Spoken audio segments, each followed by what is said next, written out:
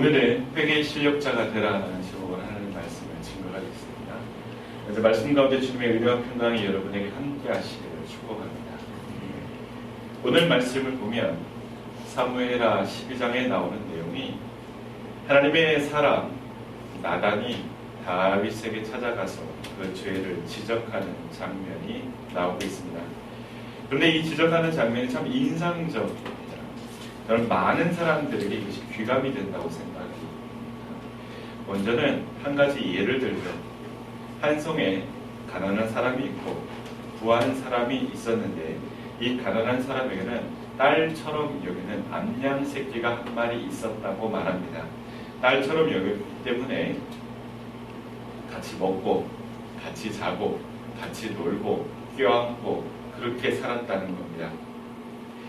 자, 그런데 부자가 자기 집에 손님이 왔는데 그 양을 취해서 손님을 대접해 버렸다는 내용입니다. 이 이야기를 들은 다윗은 노발대발하죠. 그러면서 이야기합니다.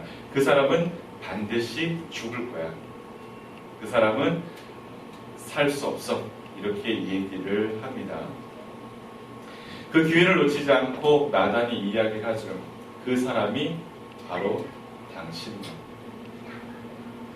자, 여기에서 우리가 알 수 있는 것은 뭐냐면, 자, 우리는 이렇게까지 생각을 못한다는 거예요. 이 정도까지 심각한가? 이 정도까지 문제인가? 이런 것들을 우리는 잘 알지 못한다는 겁니다. 특별히 본인의 실수, 본인의 어떤 행동, 그리고 본인의 문제, 죄에 대해서는 이렇게까지 심각하게 생각하지 못하는 경향이 있습니다. 자, 우리가 어떤 말을 했는데 상대방이 예민해서 상처를 받을 수 있어요. 그럴 수도 있습니다. 그런데 많은 사람들이 상처를 받으면 그건 문제가 어디에 있을까요? 그건 자기한테 있는 거예요. 그러면 어느 정도 알아야 됩니다. 어쩌다가 되게 예민한 사람이 내가 얘기했는데 상처받고 오해한다. 이러면 그 사람이 좀 예민해서 그럴 수 있다 쳐요. 근데 많은 사람이 내가 입만 열었다면 상처를 받고 상종 안 하려고 그러고 그러면 누구에게 문제가 있는 거예요?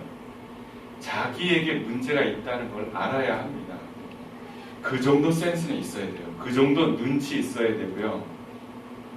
그 정도 감각이 필요합니다. 이 영적인 감각이 되게 필요합니다. 자, 다윗은요, 왜 자기가 잘못했다는 걸 몰랐을까요? 알았죠. 왜 몰랐어요? 저는 몰랐다 생각하지 않습니다. 알았어요.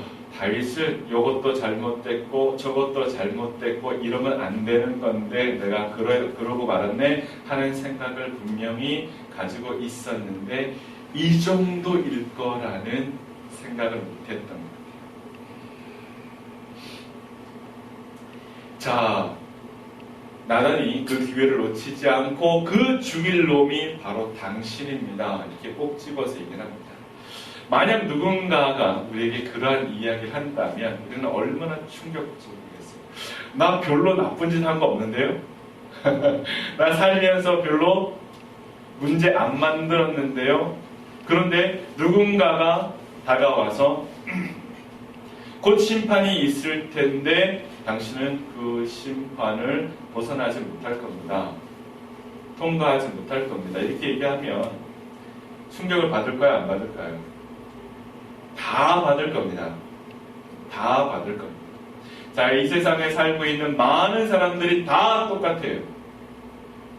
괜찮은 데 살아가고 있습니다. 그런데요, 우리가 곧 심판이 있을 텐데, 곧 재판이 있을 텐데, 당신은 그 재판 무사 통과하지 못합니다.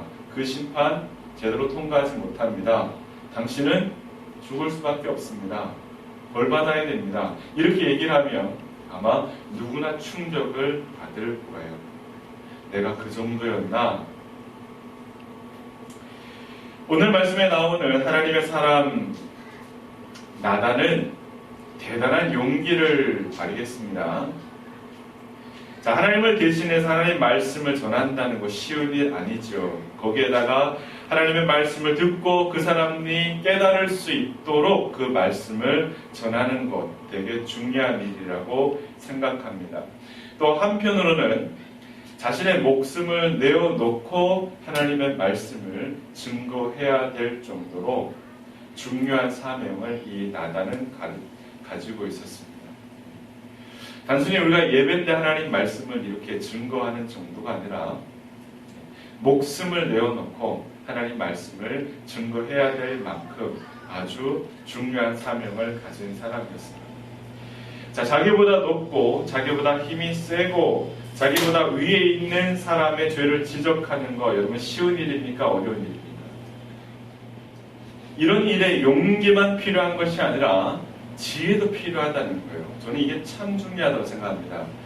자, 우리가 거짓말할 수는 없어요. 없었던 일로 할 수는 없어요. 자, 이러한 일에 대해서 우리가 용기만 필요한 것이 아니라 지혜도 필요하다 하는 것을 오늘 말씀을 통해서 볼 수 있는데, 자기가 죄를 지었다고 생각하지 않는 사람에게 갑자기 당신은 죄인이요 이렇게 얘기를 하면 회개할까요? 기분 나빠할까요? 저도 그럴 거예요. 아마 누군가 저에게 와서 당신은 죽을 죄인이요, 죽일 놈이요 이렇게 얘기를 하면 뭐 당장 회개해야 되겠다는 생각보다는 기분이 나쁘죠. 기분이 나쁘죠. 그래서 오늘날 전도의 문이 막히는 거라고 생각이 되었습니다. 그래서요. 너무 용기만 가졌어요. 교회에서 너무 용기만 강조했어. 무조건 부딪혀라. 용기뿐만 아니라 뭐가 필요하다고요? 지혜가 필요합니다. 정말 중요합니다. 하나님께서는 우리에게 사명을 주신 다음에 꼭 지혜를 주세요. 그것을 잘 풀어낼 수 있는 지혜. 자, 나단 같은 용기와 지혜가 우리에게 필요하겠습니다. 한 번은 제가 우리 아이들이 욕을 좀 한다는 얘기를 들었어요. 지금도 좀 하겠죠. 제가 아이들을 불러놓고 물어봤습니다. 야, 니네들 학교에서 욕 좀 하냐? 제가 물었어요. 그랬더니 애들이 좀 한대요. 그때는 또 솔직히 제가 어느 정도 그 문화와 분위기, 또 요즘 아이들이 욕 안 하면 없어 보이고 약해 보이고 또 대화 잘 안 되고 그런 분위기 어느 정도 예상하고 있습니다. 저도 그런 환경에서 자랐기 때문에 이해는 돼요. 자, 그렇다고 무조건 하지 말라고 야단을 친다고 이 아이들이 바뀔까, 달라질까? 그렇지 않을 거란 생각이 들었어요. 그리고 지금 그래 놓으면 나중에 아이들이 중학교 되고 고등학교 되면 오히려 더 말을 듣지 않겠구나, 엇나가겠구나 이런 생각했습니다. 그래서 제가 이렇게 물었습니다. 야, 욕하는 친구 보니까 좋아 보이더냐? 이렇게 물었어요. 네가 보기에는 욕하는 친구가 되게 멋있어 보이더냐? 이렇게 물었어요. 그랬더니 애들이 하는 말이 아니요. 네, 아니요. 제가 뭐 여러 말은 할 수 없고 그래서 아이들에게 이런 얘기했습니다. 욕을 하는 것은 말이야 입에 걸레를 묻는 거와 똑같아. 자, 애들이 걸레는 더럽다는 걸 알거든요. 그랬더니 어느 정도 잘 받아들이고 수긍하는 모습을 가졌습니다.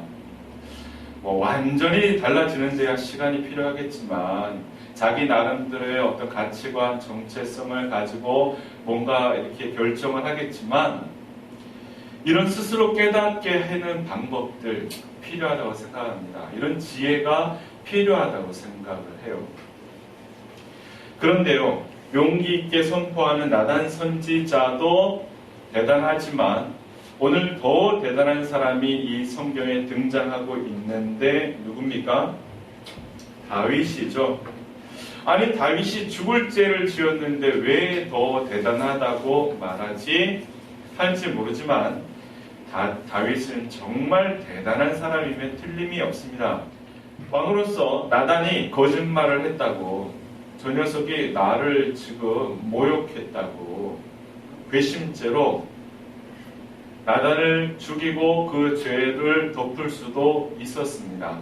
그런 힘 정도 다윗은 가지고 있었습니다. 아니, 어찌 보면 그게 최선이었을지도 몰라요. 세상에서 머리 싸매고 고민하면서 얻을 수 있는 최고의 어떤 전략, 결과, 이거는 어찌 보면 나단을 죽이고 그 죄를 덮는 거, 이게 이 다윗에게는 살 수 있는 최선의 방법이었을지. 그게 자기가 사는 유일한 길이니까. 그런데 그렇지 않았어요. 저는 이게 너무 신기했어요. 여기에서 무엇을 볼 수 있었냐면, 다윗이 죽고 싶지는 않았는데 죽을 생각을 했구나, 이런 생각이 들었습니다. 자기가 살 수 있는 유일한 어떤 방법, 길들을 찾지 않고요, 내가 몸은 죽어도 내 영혼은 살아야 돼 하는 생각으로 영원히 살 길을 택했습니다. 저는 이게 굉장히 중요하다고 생각합니다. 몸은 죽어도 영원히 살 길을 찾는 그러한 모습이 뭐겠습니까? 그게 회개예요. 회개. 몸은 벌을 받아도 영혼은 자유하게 만드는 게 회개입니다. 몸은 갇혀도요, 영혼은 살아나게 하는 게 바로 회개입니다. 정말 중요한 거예요. 다윗은 그것을 선택했습니다. 자, 다윗이 이렇게 말할 수 있죠. 나단을 불러놓고, 야, 너는 왜 사람들 있는 데서 이렇게 떠드냐? 조용히 나한테 와서 개인적으로 얘기를 해도 됐잖냐? 네가 개인적으로 내게 얘기를 했어도 내가 회개했을 텐데, 너는 동네 방네 지금 다 떠들고 사람들 보는 데서 다 지금 망신 주고 이게 뭐냐 지금 하면서 나단에게 따질 수도 있었는데, 그럴 법하죠. 그렇죠. 충분히 그럴 수 있잖아요. 중요한 일, 은밀한 일, 개인적으로 찾아가서 먼저 이야기를 하고 그렇게 할 수 있는 거잖아요. 근데 동네방네 다 떠들고 다 까발렸습니다. 이거 뭐 수습 자체가 안 되는 거잖아요. 그런데요, 다윗은 그것에 대해서 자잘못을 따지지 않았어요. 필요 없다는 거예요. 지금 이 상황에서 네가 방법을 잘했느냐 못했느냐, 네가 뭐 어떤 식으로 이야기를 했느냐, 그게 다윗에게 지금 중요한 게 아니라는 거예요. 한국 사람 같으면요, 그거 붙들고 싸웁니다. 그거 가지고 씨름해요. 너는 방법이 틀렸어 하면서 또 막 싸웁니다. 난리칩니다. 근데요, 다윗은 그런 거 전혀 신경 쓰지 않았습니다. 만약에 우리가 그런 이야기를 하고 그런 것들에 연연한다면 뭐라고 할 수 있냐면, 회개의 마음이 아직 부족하다. 이 사람은 아직 회개할 그런 어떤 정신 상태가 아니다. 아직 부족하다. 그렇게 보면 돼요. 자, 하지만 다윗에게는 더 이상 다른 사람의 시선이 중요하지 않았다는 겁니다. 오직 하나님이 자신을 어떻게 보느냐, 어떻게 생각하시냐, 이게 다윗에게는 훨씬 더 중요했다는 겁니다. 그래서 하나님께서 나단을 보내서 자기의 일을 파헤치셨다는 사실을 겸허히 받아들였습니다. 이거는 하나님이 하신 거야. 자신은 은밀히 행한다고 했지만 하나님께서는 백주대낮에 보는 것과 같은 일이었다는 것을 그제서야 다시 깨닫는 거예요. 나는 조용히 한 것 같지만, 나는 숨어서 한 것 같지만 하나님은 백주대낮에 이것을 다 보시듯이 보셨구나 하는 것을 다시 한 번 더 깨닫게 됩니다. 이런 것은요, 여러분 체험적인 신앙이 아니면 잘 모릅니다. 이런 깨달음도 그냥 오는 게 아니고요, 체험적인 신앙이 있기 때문에 그렇습니다. 다윗은 이미 하나님이 그러시다는 것을 알았기 때문에 재차 깨달은 거예요. 하나님은 졸지도 않으시고 주무시지도 않으시고 하나님은 나를 지키시는 분이야 하는 것을, 여호와는 나의 목자야 하는 것을 이미 고백하고 경험하고 아는 존재였기 때문에 재차 깨달을 때 주저하지 않았습니다. 주저하지 않았습니다. 하나님은 원래 그런 분이셨어. 내가 그런 하나님을 이미 알고 있었어. 깨달은 거예요. 그래서 바로 시인할 수가 있었습니다. 자, 나단 선지자의 경고를 들은 다윗의 반응 어땠습니까? 주저하지 않았습니다. 내가 여호와께 죄를 지었습니다. 이렇게 얘기합니다. 내가 죄인입니다. 이렇게 이야기를 합니다. 이것이 다윗의 최대의 장점입니다. 다윗의 위대한 점은 그저 골리앗이라는 한 거인을 믿음으로 무너뜨린 것만이 아니라는 거예요. 오히려 그것보다 더 힘든 자기의 잘못을 솔직히 하나님 앞에서 시인하고 회개한 것이라 할 수 있습니다. 여러분은 뭐가 쉬울 것 같아요? 골리앗하고 싸우는 게 쉬울 것 같아요? 하나님 앞에 죽을 죄를 회개하는 게 쉬울 것 같아요? 사람들이 있는 데서 우리가 소소한 죄를 지었으면 까짓거 하나님 앞에서 회개하지 그럴 수 있겠지만, 정말 여러분 치욕스럽고 수치스럽고 입에 담기도 부끄러워, 그런 어떤 죽을 죄를 여러 가지 지었다. 그 모든 사람들 앞에서, 많은 사람들 앞에서 나는 진짜 죽일 놈이요 고백하는 거 결코 쉽지 않다고 생각합니다. 아무리 왕이지만 음행을 행하고 더군다나 죄 없는 자기의 충실한 부하 살해 교사하고, 다윗은 율법에 따라서 당연히 죽어 마땅한 사람이었습니다. 그런데 다윗이 주저하지 않고 하나님, 저는 죄인입니다. 저는 죽을 죄인입니다. 이렇게 얘기했을 때 하나님도 즉각적으로 응답을 하셨습니다. 용서하셨어요. 내가 너를 죽이진 않아. 자, 여러분 회개의 능력이 무엇인지 아십니까? 분명 죽을 죄인데 세상의 이치로서는 다 이해할 수 없는 신비한 용서의 능력이 있다는 겁니다. 이게 회개의 능력이에요.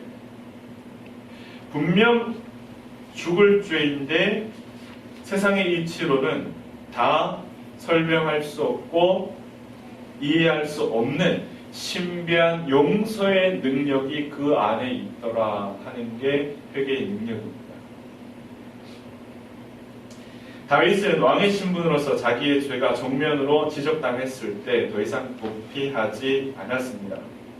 왜냐하면 하나님이 이 사실을 다 아신다는 것을 깨달았기 때문입니다. 내가 어디로 피하리까? 내가 새벽 날개치며 저 바다 끝에 거해 숨기지 못하리라. 어디로 피하리까? 주의 신을 떠나 내가 어디로 가리까? 어디로 가요? 어디로? 산으로 숨을까요? 동굴로 들어갈까요? 잠수함 타고 바다 밑으로 해저로 내려갈까요? 어디로 갑니까? 다윗이 더 이상 나는 주님의 시선을 피해서 도망갈 수 없어 깨달았다고요. 그 순간 하나님 앞에 회개했습니다. 저는요, 우리나라의 지도자들이 이랬으면 좋겠습니다. 이랬으면 좋겠어요. 사실 우리가 안타까운 일들이 너무 많잖아요. 뭔가 일이 좀 불거졌을 때 사과만 그 즉시 하고 넘어갔을 법한 일들도 상당히 많습니다. 그러면 잘 해결될 수 있는 그런 문제들도 되게 많았다고요. 근데 그걸 끝까지 발뺌하고 자기는 잘못이 없다 그러고 이렇게 하면서 문제가 불거지고. 여러분 한번 보십시오. 주변에 대부분 그런 문제들이 너무 많아요. 차라리 자신의 연약함을 솔직하게 고백하고 인정하는 지도자, 사람들이 더 존경할 거라고 생각하지 않습니까?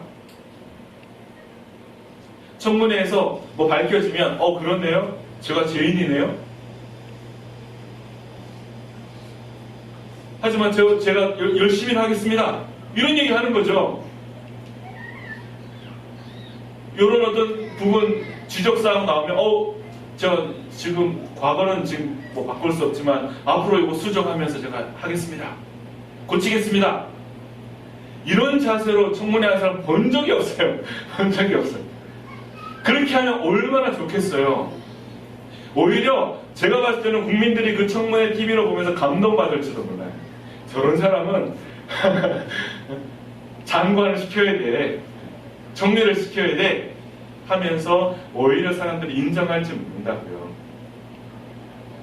왜 그 정도까지 생각이 안 될까요? 그죠? 어차피 지가 지은 죄인데, 어차피 다 드러난 건데.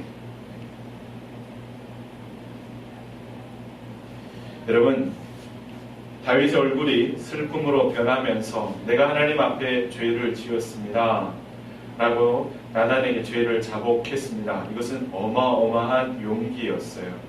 이 회개의 내용을 진솔하게 담고 있는 본문이 시편 51편입니다. 우리 시편 51편 10절에서 12절 말씀을 같이 한번 보도록 하겠습니다. 같이 읽겠습니다. 하나님이여 내 속에 정한 마음을 창조하시고 내 안에 정직한 영을 새롭게 하소서. 나를 주 앞에서 쫓아내지 마시고 주의 성령을 내게서 거두지 마소서. 주의 구원의 즐거움을 내게 회복시켜 주시고 자원하는 심령을 주사 나를 붙드소서.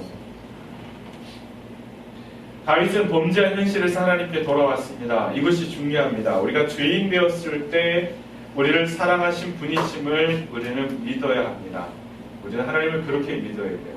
내가 죄인 되었을 때 하나님은 나 사랑하셨어. 그럼 지금도 마찬가지입니다. 그 하나님을 지금도 우리는 기억해야 됩니다. 위기의 순간에 우리는 그 하나님을 기억해야 돼요. 아무것도 없는 순간에 우리는 그 하나님을 기억해야 됩니다. 내가 죄인 되었을 때, 내가 죽일 놈일 때 하나님은 나를 사랑하셨어요. 여러분 아멘이십니까? 그 믿음을 지금도 여전히 우리는 고백할 수 있어야 돼요. 인생의 위기 가운데, 죄를 지어서 헤맬 가운데 우리는 그 하나님을 기억하며 고백할 수 있어요. 다 정리하고 돌아올 생각하면 안 돼요. 수습하고 하나님께 돌아올 생각하면 안 된다고요. 범죄한 현실에서도 하나님께 돌아올 줄 알아야 합니다. 그럴 때 이제까지 경험하지 못한 놀라운 하나님의 구원의 은혜를 깨닫게 됩니다. 우리는 하나님 앞에 자복하고 회개할 때 하나님의 용서를 분명히 받습니다. 자, 그런데 하나님이 용서만 해주신 것이 아니라 거기에 덧붙여 이야기를 하시죠. 자, 하나님이 죽을 죄를 지은 당신의 생명은 취하지 않고 살려주십니다만 그 죄에 대한 대가는 치러야 됩니다. 이렇게 이야기를 해요. 다윗을 보면 이 말씀이 있고 난 다음에 16절부터 하나님 앞에 금식하며 기도합니다. 왜 금식하며 기도하냐면 하나님이 너와 바세바 사이에 태어난 아이는 죽을 거야 하셨기 때문에 다윗은 이 아이를 살려달라고 금식하며 밤새도록 기도합니다. 하지만 아이가 죽죠. 자, 아이가 죽어버리자 이 다윗은 그 사실을 확인하고 언제 그랬냐는 듯이 목욕 제기하고 음식을 먹으면서 일상으로 돌아옵니다. 신하들이 너무 상반적인 이 왕의 태도에 당황스러운 거죠. 너무 당황스러운 거죠. 하지만 다윗은 당연하다는 듯이 그들에게 말합니다. 내가 기도한 것은 혹이라도 하나님이 나를 불쌍히 여기셔서 이 아이를 살려주실까 함이었는데 아이가 죽었잖냐. 더 이상 내가 이것을 위해서 기도할 필요는 없는 거야. 대단한 사람이에요. 보통 내기가 아니에요. 일반적으로 회개라는 것은 하나님이 용서를 하시면 끝이 나는 겁니다. 그게 맞아요. 그런데요, 하나님이 용서하셔도요, 자기가 자기를 용서하지 못해서 그 죄를 계속해서 붙들고 있는 사람이 있어요. 그러면 안 되는 거거든요.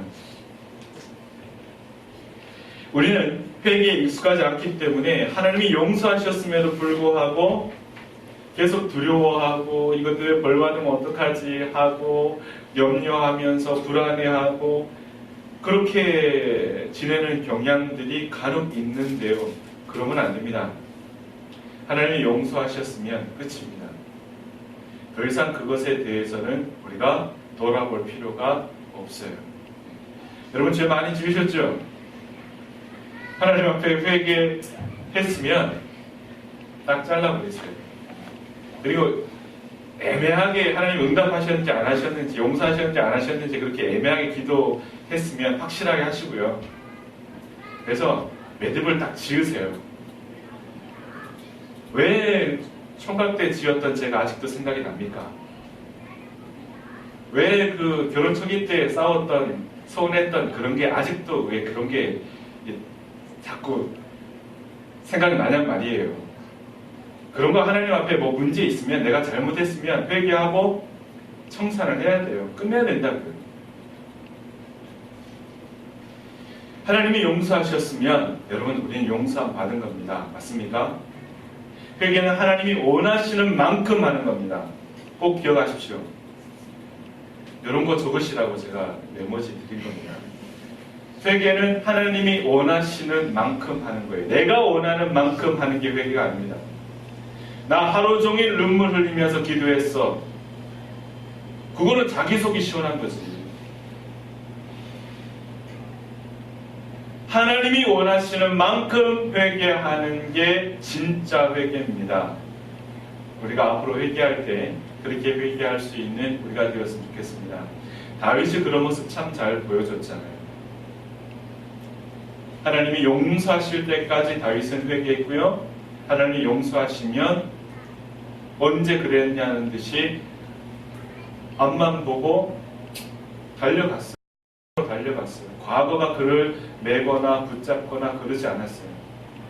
그래서요, 노년에도 문제가 참 많았거든요. 근데 하나님 앞에서 다윗이 얼마나 당당했지 몰라요.